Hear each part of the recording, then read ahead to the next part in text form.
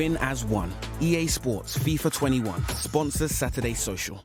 Big game this weekend, Chunkz, isn't it? Man United versus Arsenal. Just a quick reminder as well, Chunkz, that you haven't beaten Manchester United in the league at Old Trafford since September 2006. So that was 14 years ago, mate. Fingers crossed you can get a result this weekend. But anyway, before we get into Man United Arsenal, I wanted to talk about the big talking point from last weekend, which was, of course, Donny Van De Beek, who was left out of the Manchester United versus Chelsea game, leaving Patrice Evra to be pretty animated on Sky Sports and then clarify some statements even further on his Instagram.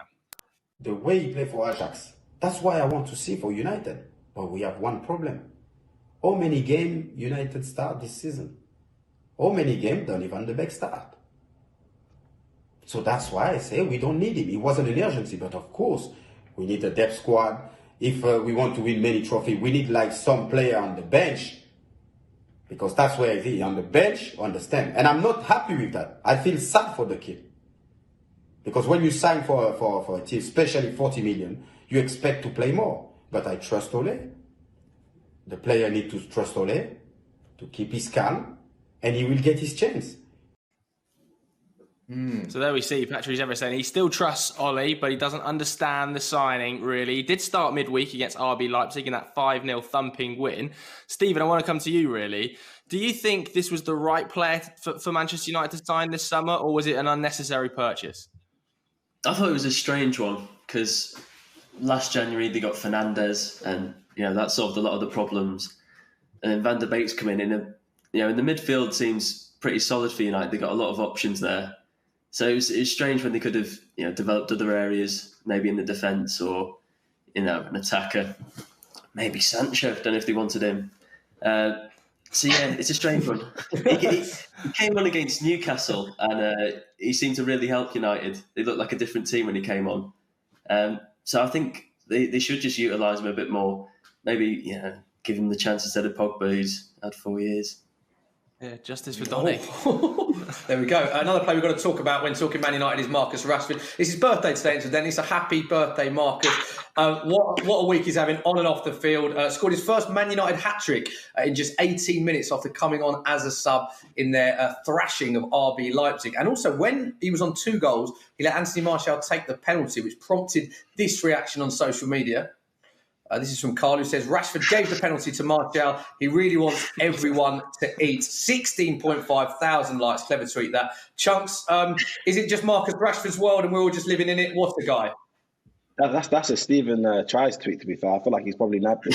We'll speak about that another day. Marcus Rashford. No, we can't call him Marcus Rashford. What do we call him again, Joe? Dr. Marcus Rashford, MBE, isn't it, mate? MBE. There we go. That's the one. Yeah, that's the one. From now on, we have to please talk about him like that. So, yeah, I do love Rashford, and I hope he was wearing an Arsenal shirt. I just hope he's wearing an Arsenal shirt next time we see him. Ooh. Well, the other goal scorer in that game against Leipzig was, of course, I'd say the most clinical finisher in this Manchester United squad, Mason Greenwood, who at just 19 years of age become United's second youngest ever Champions League goal scorer. And he actually dedicated his goal. It was a really, really lovely tribute, wasn't it, in his celebration to Jeremy Whiston, the former Manchester City Academy graduate who tragically passed away earlier this week. Fantastic gesture. But Mason Greenwood, Stephen, he is some player, isn't he? Yeah, my mate's a United fan, and he was telling me about this young kid they've got, and he's the next big player for them. I just thought, no, he's not going to be. And then, he cuts into the box, gets a little yard, and then bangs in the top corner. His finishes on both feet are ridiculous. And I think he got 18 goals last season, maybe in all competitions. He's frightening. As a Liverpool fan. Reminds me of Van Persie. Van Persie, though. Is it? Yeah. Yeah, the way he runs his left foot crazy. Yeah. Yeah, it's top player. So clinical, strikes the ball so cleanly as well. Top player United with a lot of options going forward, certainly. Chunkz, let's bring it back and talk about Arsenal. It's quite United heavy at the minute, so let's talk Arsenal. Now, I want to get your thoughts on Aubameyang, because a lot of people on social are talking about Aubameyang. A lot of rival fans are talking about his lack of form. Only scored 1 Premier League goal, and it's prompted this sort of reaction on social media.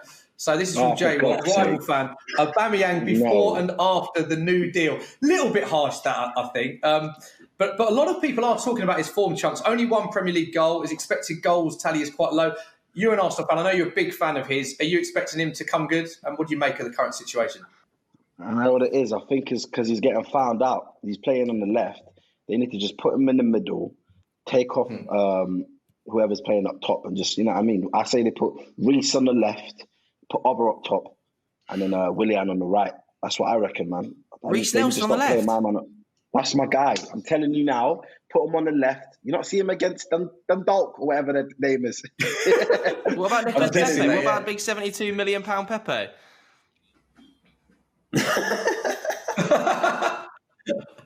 Right. The other question I was going to ask Chunkz. Penalty against United. Are you concerned? They got another one in the week. 28 pens in all comps since last season. Do you think they'll get one this weekend? Guaranteed, bro. We have some mistakes in the back, so I reckon, I can already see it happening. But then, if Bruno Fernandes is taking it, I won't be that worried. Leno's got him. Bruno, just for some reason, recently he's been dreadful in the pens. We're not seeing, bro. A little jump technique's not working no more. We know where he's going. Right? All right. He's gonna get Let's get some score predictions then, Stephen. What are your thoughts on this one? I can't see Arsenal scoring 2. So I think it's going to be 1-1. 1-1, low scoring draw. That's exactly what I was going to say, because I think the last night at Old Trafford was the same score. That's what happened last year, no? At Old Trafford. I was there anyway. I think that last week as well, we all predicted like 3-0s, 2-0s between Man United and Chelsea, and it ended up being a dreadful 0-0 draw. I'm going to go 2-1 to Man United. Marcus Rashford double, Smiths. Oh, okay, I'm going to say 1-1. I think both teams will score, and I think it'll be quite a cagey game. So, Chunkz, score prediction. What are you saying? Yeah, I'm saying 1-1 still. Just a repeat of the last time at Old Trafford. I think it was anyway. But 1-1. I'll say 1-1. Maybe. Okay, there we go. All right.